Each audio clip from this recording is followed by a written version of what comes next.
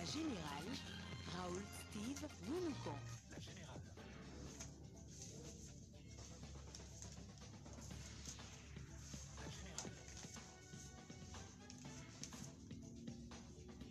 La Générale.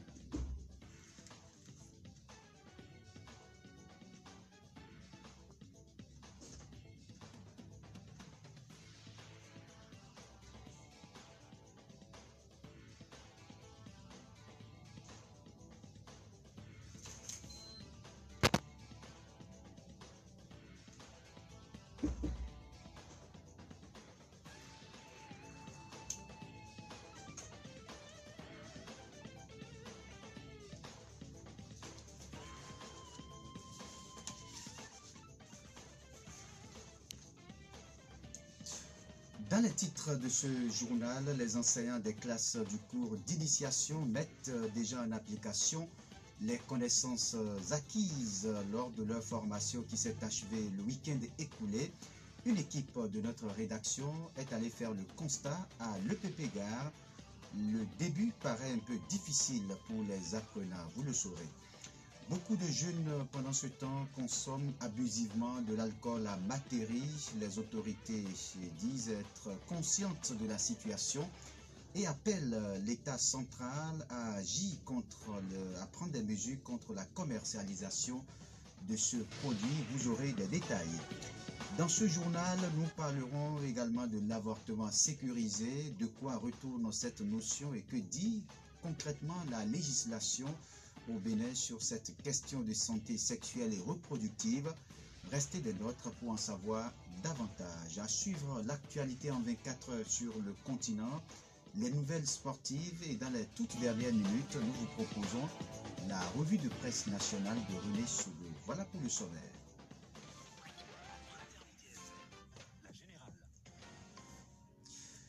Mesdames et messieurs, bonsoir et bienvenue si vous venez de nous rejoindre. Réforme dans le déroulement des cours dans les classes de CI. Les enseignants ont été formés, vous le savez, la semaine dernière en français et en mathématiques.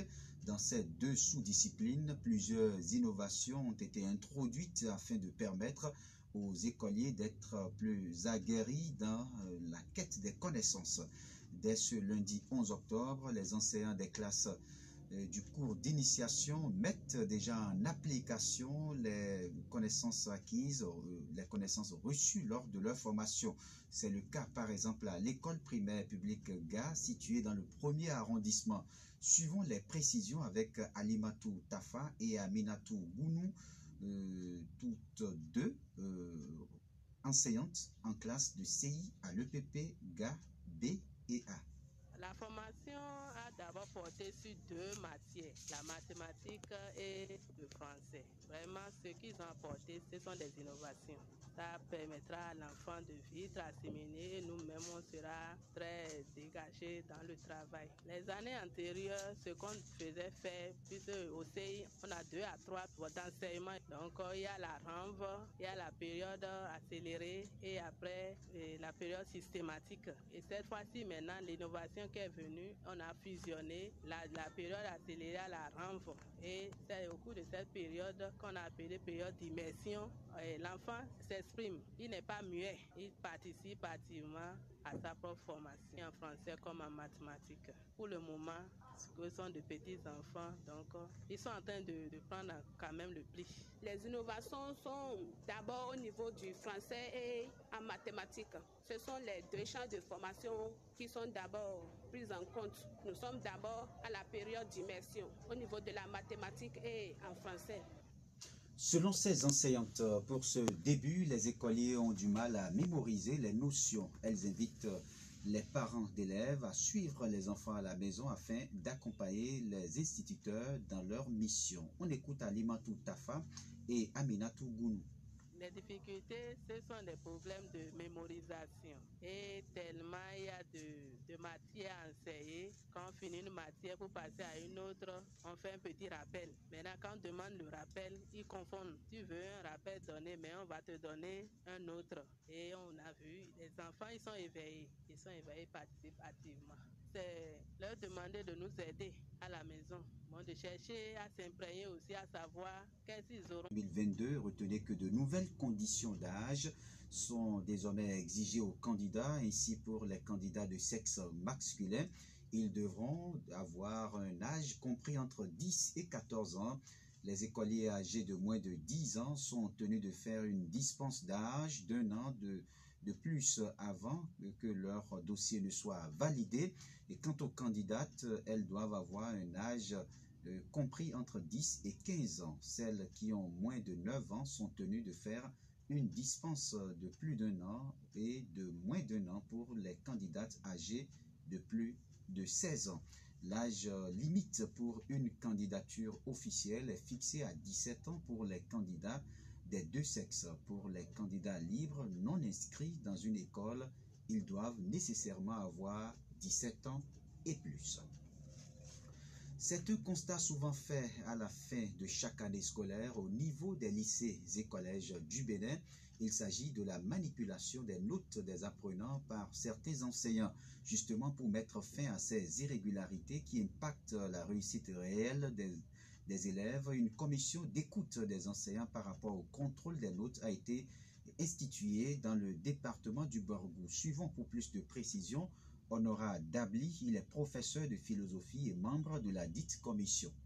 À la fin de l'année scolaire 2020-2021, le directeur départemental de l'enseignement secondaire technique et de la formation professionnelle du Borgou a mis en place une commission départementale de vérification des notes.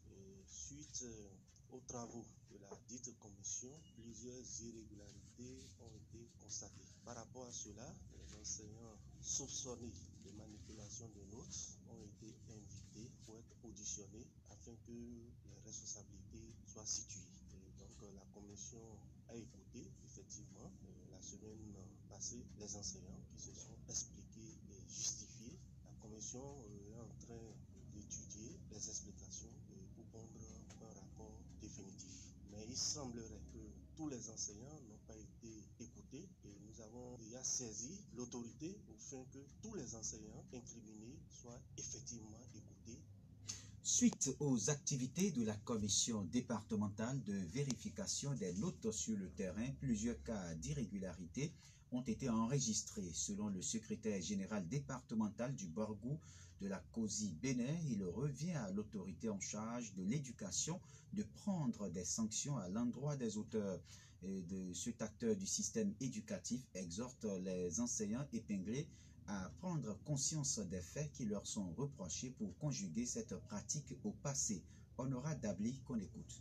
Par rapport aux irrégularités, il y a des notes qui ont été falsifiées, des notes qui ont été gonflées, ou bien des notes exagérément données. Il revient à l'autorité d'apprécier la gravité des fautes commises par rapport aux manipulations de notes. C'est l'autorité qui doit prendre des sanctions définies. En principe, toute erreur doit être portée à l'attention du censeur. Et là, l'enseignant est protégé. Mais dans le cas contraire, il revient de s'expliquer. Certainement, il y a des enseignants qui ont commis des erreurs. Donc, nous allons demander aux enseignants qui sont incriminés de prendre conscience, d'avoir une conscience professionnelle désormais. Nous ne sommes pas là pour les condamner, mais nous autres, nous sommes là parce que parmi les fonctions du syndicat, nous avons la fonction éducative et la fonction sociale. Donc, il nous revient de les ramener à la raison pour que cette pratique-là ne continue plus dans notre département. Vous venez de suivre les propos de Honora Dabli. Il est professeur de philosophie et syndicaliste. Une courte pause et on revient juste après pour la suite. Fraternité FM, la générale. Je l'annonçais en titre, c'est un type d'avortement de plus en plus sollicité dans de nombreux pays. Il s'agit de l'avortement sécurisé, qui est une interruption volontaire de la grossesse provoquée dans des conditions médicales adaptées. Ce type d'avortement est souvent autorisé et par une décision juridique. Au Bénin, la loi autorisait cette pratique sous 3 conditions bien déterminées. Suivons les précisions avec Kifayat Toko Chabi. Elle est experte des questions de droit en santé sexuelle et reproductive des adolescents et jeunes. Quand on parle d'avortement sécurisé, il s'agit d'un avortement provoqué, mais qui se passe dans les conditions médicales adaptées à l'offre de ce type de service, avec un médecin qui a une maîtrise et une formation adéquate reconnue dans le strict respect des conditions légales qui sont autorisées par le pays où se pratique ce type d'avortement. Au Bénin, la loi autorise l'avortement uniquement sur 3 conditions. Et ces conditions sont en cas d'inceste ou de viol, en cas de danger par rapport à la santé de la mère ou en cas de malformation du fœtus. Selon cette experte, l'avortement sécurisé peut se faire sous 2 formes, à savoir la forme chirurgicale et celle médicamenteuse. Mais quelle que soit la forme pratiquée, la femme qui l'a subi court plusieurs risques, notamment des risques d'hémorragie, d'échec de l'avortement et bien d'autres. Kifayat Tokoshabi, qu'on écoute. Il existe des risques d'hémorragie, d'infection, d'échec de l'avortement même, d'effets secondaires des différents traitements médicaux qui sont administrés.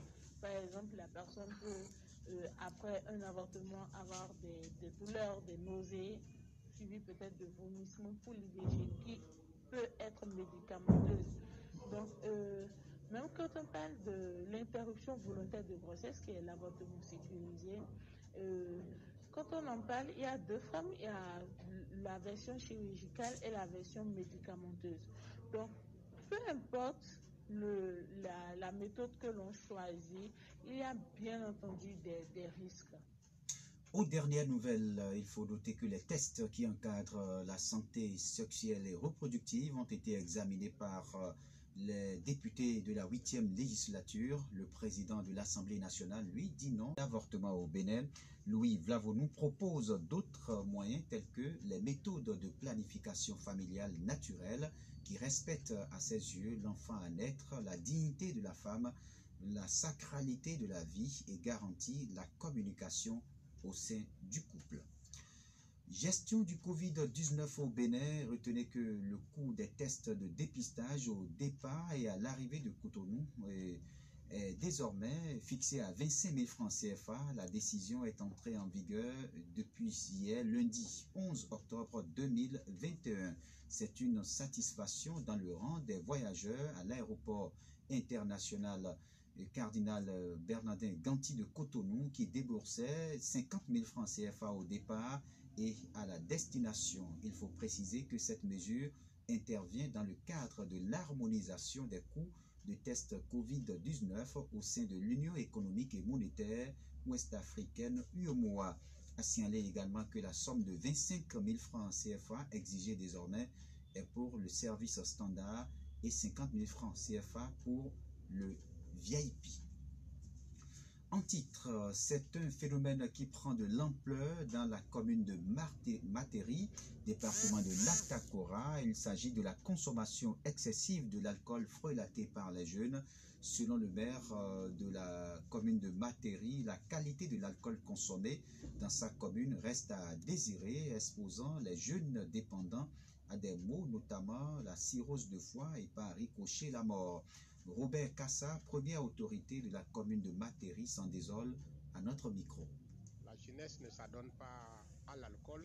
Ce n'est pas une question d'alcoolisme, mais c'est la qualité qui est sur le marché qui reste à désirer. Cette qualité, quand vous vous adonnez, n'importe qui s'adonne à cette qualité, il passe à la dépendance, à un utilisme parfait et chronique et nuisible à son état de santé et progressivement les maladies corollaires de la dépendance alcoolique surviennent. Parmi ces mots, on peut citer cirrhose de foie et c'est ce qui est souvent diagnostiqué comme étant la cause des décès de toute personne connue dans les rues comme dépendant alcooliquement. Nous sommes totalement touchés de constater en étant totalement impuissants devant le désastre. Face à cette situation, Robert Kassa appelle les autorités au sommet de l'État à prendre des mesures contre la commercialisation de l'alcool frelaté au plan national. Le maire de Materi estime que l'alcool frelaté est un poison. C'est pourquoi il passe par notre canal pour inviter les commerçants à commercialiser le vrai alcool. J'appelle les autorités à regarder. Je dis, la nature nous a donné tous les moyens nécessaires pour pouvoir localiser et connaître ceux-là qui tiennent ce poison. Cocaïne, tout ce qu'on arrête, on crie là. Cette drogue-là, c'est plutôt, excusez, ça, c'est une drogue qui participe à la production de la richesse, contrairement à Sodabi qui tue, mais qu'on laisse Sodabi tuer. On aurait pu lancer une chasse à Sodabi frelaté comme on le fait pour les drogues. J'appelle alors notre cher président, connaissant sa détermination, son engagement, certainement mes premiers appels n'étaient pas allés vers lui. Et cette fois-ci, par la voix de Radio Fraternité FM, le message sera directement et les enquêtes, les investigations seront menées pour aller demander à ceux-là d'arrêter, d'aller acheter dans le mono. Ça va améliorer la TDL au niveau des communes productrices de Sodabi et le transporteur aura son compte. Développement de la ville de Parakou, à l'instar de l'État central, des associations de développement militent aussi pour la bonne cause. C'est le cas de l'association Tembi à Parakou, une association qui mène plusieurs actions dans la ville de Parakou, entre autres des actions sur le plan social, économique et dans bien d'autres secteurs de développement. Suivons le président de l'association pour le développement économique et social Tembi de Parakou, Imran Afouma. L'association Tembi se porte très bien. Vous savez que ce n'est qu'une association et elle est en train de jouer son rôle dans l'ombre. Par moment, elle sort pour faire ce qu'il y a lieu de faire. Toujours est-il que je voudrais que nous comprenions que ce n'est qu'une association pour le développement qui a la lourde obligation de conjuguer avec l'administration en place. Et je crois que nous le faisons. Nos relations sont les plus bonnes. Et je crois que d'ici à là, en dehors de certaines situations que nous avons pu poser, nous avons posé des actes sur le plan, beaucoup plus sur le plan social, qui ne sont pas visibles à l'œil de tout le monde, mais dont les bénéficiaires nous reconnaissent déjà, en tout cas sur le plan social. L'association Tembi vient déjà assister beaucoup de personnes, a déjà assisté beaucoup de personnes, en tout cas sur le plan sanitaire. Cette édition se poursuit, cette fois-ci avec les nouvelles sportives.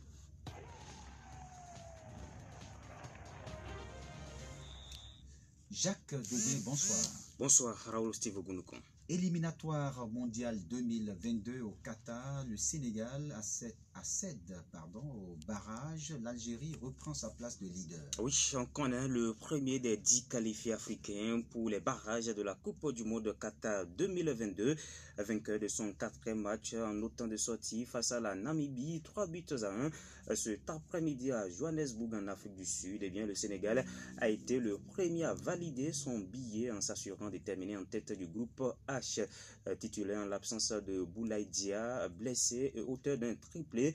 Famara Diédou a été le grand artisan de ce succès. À noter également que Sadio Mané a délivré 2 passes décisives dans ce match comptant pour la 4e journée des éliminatoires du mondial 2022. Dans cette même poule, le Togo est allé gagner sur la pelouse du Congo-Brazzaville 2-1. Une victoire anecdotique pour les éperviers puisque c'est le premier de chaque poule qui accède au barrage. Dans le groupe A, vous l'avez dit, l'Algérie reprend sa première place provisoirement occupée par le Burkina Faso, tombé hier du Djibouti 2-0.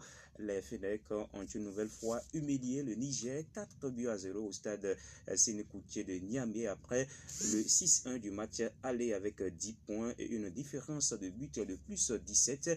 Eh bien, l'Algérie devance le Burkina Faso, 10 points également, mais avec un goal différentiel de plus 8. Notons aussi la victoire du Ghana en terre zimbabwéenne, 1 but à 0, c'est également le score entre l'Afrique du Sud et l'Éthiopie. Tout à l'heure, à partir de 20h, le Maroc et la Guinée-Conakry s'affrontent en match en retard de la 2e journée. En cas de victoire, les Lions de l'Atlas accompagneront le Sénégal sur la liste des pays déjà qualifiés pour les barrages. Éliminatoire mondial 2022, on en parle encore, mais cette fois-ci en zone Europe, la Finlande s'accroche. La Finlande n'a pas l'intention de laisser s'échapper une qualification pour la prochaine Coupe du Monde au Qatar en déplacement au Kazakhstan. Ce mardi, les Finlandais ont ramené une précieuse victoire 2-0 grâce à un doublé de Pukki à la 45e et à la 48e minute. Avec ce succès, l'équipe scandinave revient provisoirement à hauteur de l'Ukraine, deuxième avec 8 points. Dans un groupe D dominé par la France, 12 points dans la soirée. Les Ukrainiens affronteront la Bosnie-Herzégovine à partir de 20h45 béninoise. Une note de marché de transfert pour finir. Sachez que lors du mercato d'été dernier, l'entraîneur de l'Atlético de Madrid, Diego Simeone, a tenté d'enrôler Lionel Messi. La suite de l'histoire, vous la connaissez. Messi joue actuellement au Paris Saint-Germain. Merci à vous, Jacques Débé. C'était le tour d'horizon de l'actualité sportive. À présent, les nouvelles sur le continent africain.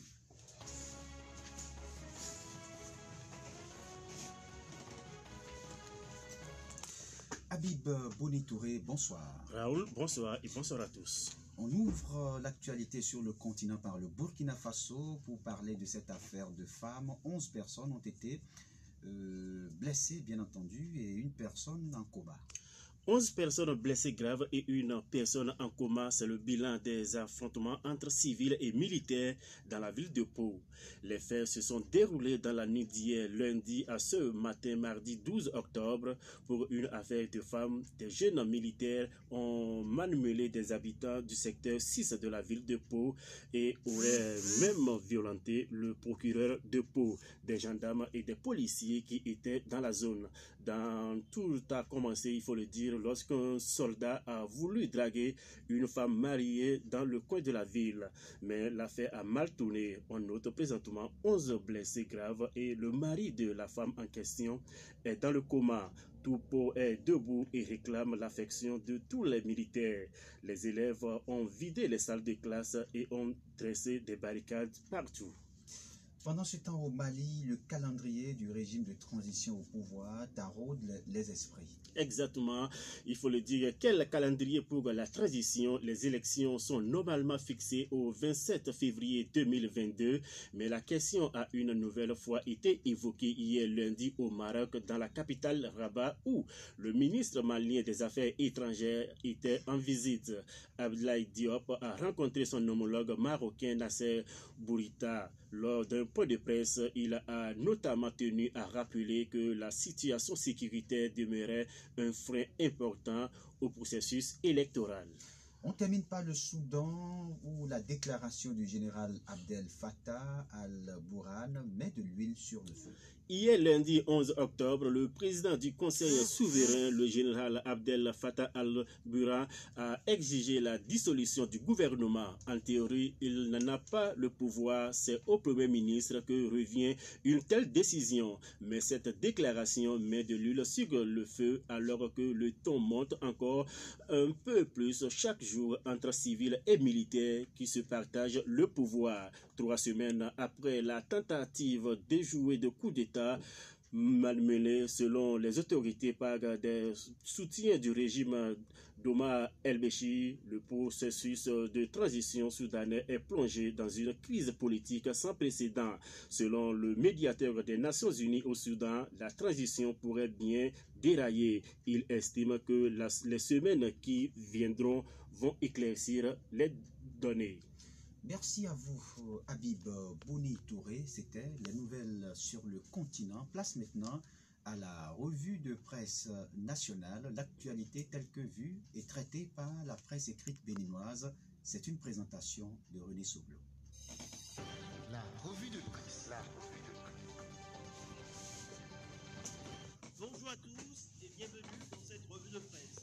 Ce mardi, les journaux révèlent que le Bénin se conforme à l'harmonisation du coût des tests PCR pour détecter le Covid-19 au départ et à l'arrivée de Cotonou. Le matinal La Nation, Fraternité et bien d'autres en parlent et détaillent que de 50 000, le coût est ramené à 25 000 francs CFA et de 100 000, le test Covid VIP est ramené à 50 000 francs CFA. Pour les quotidiens, le Bénin est en phase avec l'UEMOA, mais Matin Libre fait constater qu'il a fallu attendre 6 mois pour que le Bénin se conforme à la norme recommandée dans l'espace de l'Union économique et monétaire ouest-africaine. Le journal rappelle que si des pays comme la Côte d'Ivoire ou le Burkina Faso s'étaient déjà alignés sur ce principe de ramener le coût des tests PCR à 25 000 francs CFA, le Bénin avait pour sa part maintenu le coût à 50 000, ce qui avait suscité tant de remous dans le rang des voyageurs à destination du Bénin. En tout cas, conclut Fraternité, le Bénin se met au pas ce jour.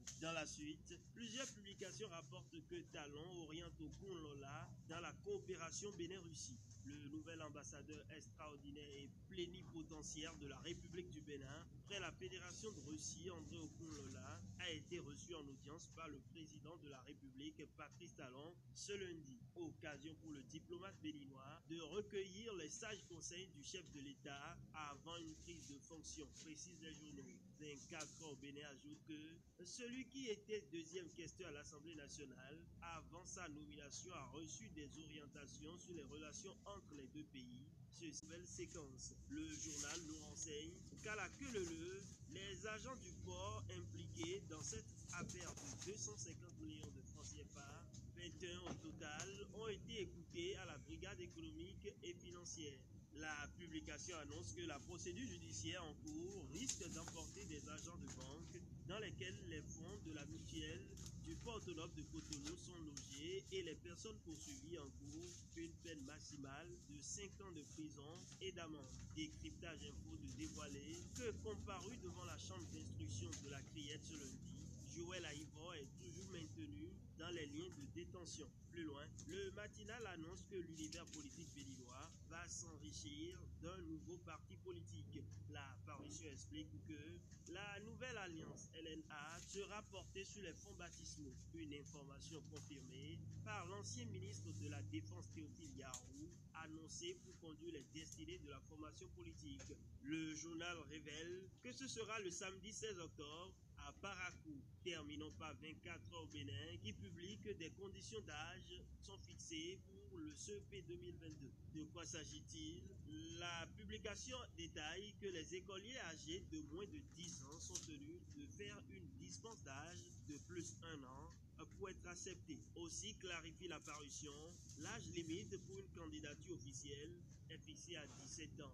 17 ans et plus est la tranche d'âge fixée pour les candidats libres non inscrits dans une école. Ce sera tout pour cette revue de presse nationale.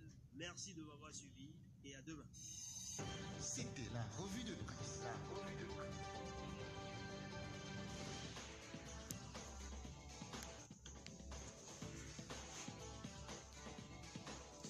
Mesdames, Messieurs, ainsi s'achève cette édition du soir de nos informations. Retenez pour l'essentiel que les enseignants des classes du cours d'initiation CI mettent déjà en application les connaissances acquises lors de leur formation qui s'est achevée le week-end écoulé. Une équipe de notre rédaction est allée faire le constat à l'école primaire publique Gare.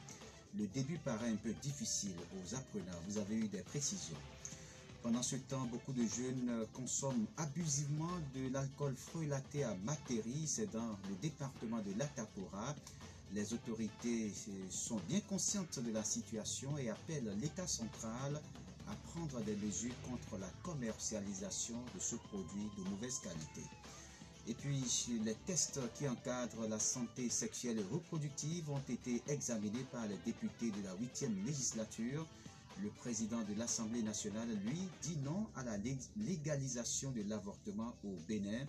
Louis Vlavonou propose d'autres moyens tels que les méthodes de planification familiale naturelle qui respectent l'enfant à naître, la dignité de la femme, la sacralité de la vie et garantit la communication au sein du couple. Christian Vossetier aux manipulations techniques, Pierrette à pouvoir à l'édition, mise en ligne, Ibrahim Bakounouré, en direct, Raoul Steve Gounoukon. Merci de m'avoir suivi. C'était la générale de l'information avec le service de l'information de Fraternité FM.